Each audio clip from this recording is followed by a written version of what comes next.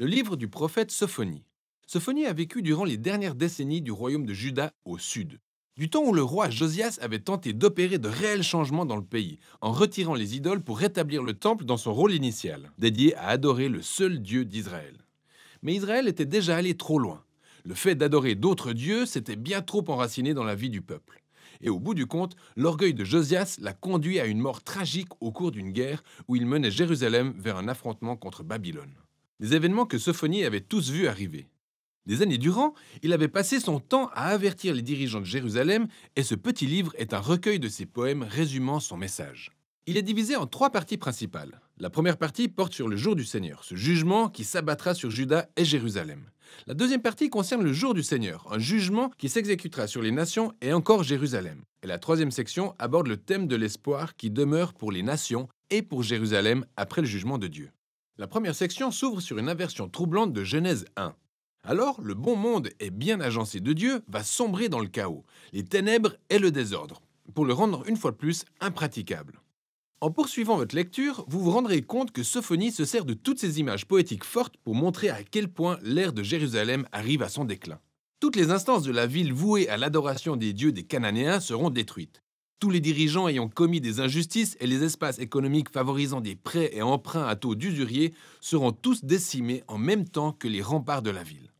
Sophonie se base sur ces images au style apocalyptique pour montrer l'importance de ce qui va arriver. Et le tout révèle qu'une grande armée est sur le point de s'imposer à Jérusalem. Il est tout de même intéressant de constater que Sophonie ne mentionne jamais l'armée dont Dieu se servira pour exercer ce jugement. Grâce aux autres prophètes, Michée et Habacuc, on sait bien qu'il s'agit de Babylone. Mais Sophonie ne le mentionne jamais parce qu'il veut mettre en avant le rôle de Dieu dans le processus générant l'ascension et la chute de la ville. Et c'est paradoxalement ce qui donne de l'espoir à Sophonie. Pas que Jérusalem dans son ensemble puisse échapper à son sort, mais dans le dernier poème de la première section, il en appelle à tous ceux de Jérusalem qui cherchent véritablement le Seigneur, en disant que ces personnes constitueront le groupe des fidèles rescapés, des personnes qui pourraient être épargnées si elles se repentent. Dans la deuxième section, Sophonie élargit son horizon pour inclure les nations autour de Juda. Les Philistins, les Moabites, les Ammonites et même les Assyriens se retrouvent tous accusés de corruption, de violence et d'arrogance. Sophonie prédit qu'ils seront aussi décimés par Babylone. Et le plus troublant, c'est que le dernier groupe de personnes ciblées dans cette section est celui des Israélites à Jérusalem. C'est comme si les dirigeants, les prophètes et les prêtres d'Israël avaient tellement sombré dans la corruption et la violence qu'ils se sont éloignés de leur Dieu au point que ce dernier ne reconnaît même plus son peuple. Cette section se conclut avec la décision finale de Dieu. Il dit avoir résolu de rassembler toutes les nations, y compris Jérusalem, pour répandre sur eux l'ardeur de sa colère. En clair, la justice de Dieu se manifeste sous forme d'un feu dévorant qui consume le mal de la terre, ce qui en dit long sur l'intensité de l'action. Mais la phrase suivante qui nous conduit à la dernière partie du livre nous prend carrément par surprise. On découvre que ce feu dévorant du jugement divin ne vise pas à détruire les peuples, bien au contraire, son but est de purifier les nations, y compris Jérusalem. Alors la section commence quand Dieu promet de guérir les nations rebelles pour les rassembler au sein d'une seule et même famille.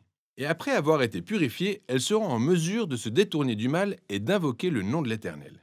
Toutes ces références renvoient à l'accomplissement de la promesse que Dieu a faite à Abraham dans Genèse 12, selon laquelle il trouverait un moyen de bénir les nations ainsi que Jérusalem.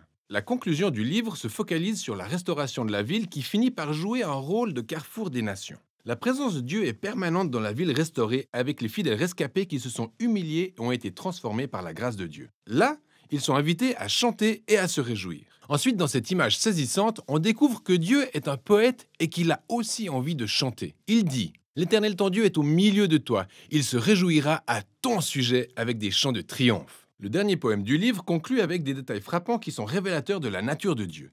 Il accueille dans sa famille les exclus, les pauvres et ceux qui sont au bout du rouleau pour les élever en installant chacun d'eux à une place d'honneur. Et c'est ainsi que s'achève le livre. Ce petit livre de Sophonie contient des images parmi les plus expressives concernant la justice et l'amour de Dieu qu'on ne peut trouver nulle part ailleurs dans les livres des prophètes de Dieu. Sa justice est le fruit de sa passion de protéger et sauver son monde de l'horreur, du mal et de la violence humaine. Dieu ne tolère aucunement les atrocités que les humains s'infligent entre eux et font subir à son monde. Alors, il exécute sa justice dans le but de restaurer la situation afin de créer un monde où les gens peuvent s'épanouir dans la paix et en toute sécurité grâce à son amour. Sophonie nous incite à garder à l'esprit ces deux aspects de la nature de Dieu, sa justice et son amour, car il veut nous faire découvrir que, mis ensemble, ils renferment l'espérance à venir pour notre monde. Voilà ce dont il est question dans le livre de Sophonie.